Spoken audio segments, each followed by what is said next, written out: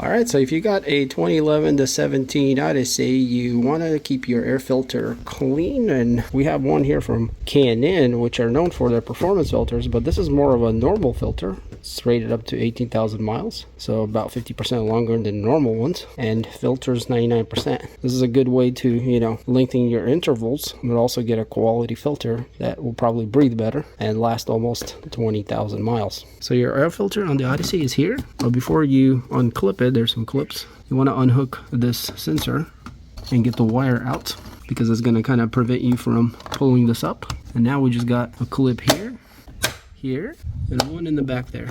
So only 3 clips, and this should pop right up and we can see the filter. So this is a OEM style, and you guys can see mine is pretty dirty and usually gets filled with little leaves and sticks and things like that. So let's check out what this K&N one looks like.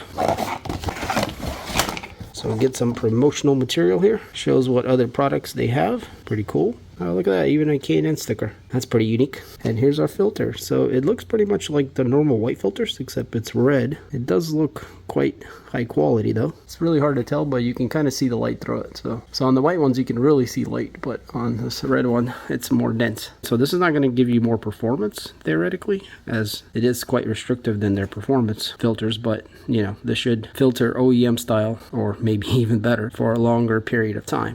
So let's go ahead and install our new filter, and you guys can see it pops right in there. So on the airbox, you want to make sure that you slide in into that groove right there, and just like that. So it has to kind of slide in there, if you can see that. And then we can kind of push this down, make sure it's sitting really good, and once it is, we can go ahead and lock it in there by just pulling on these tabs, and they click over just like that. So now we just got to install our wire back.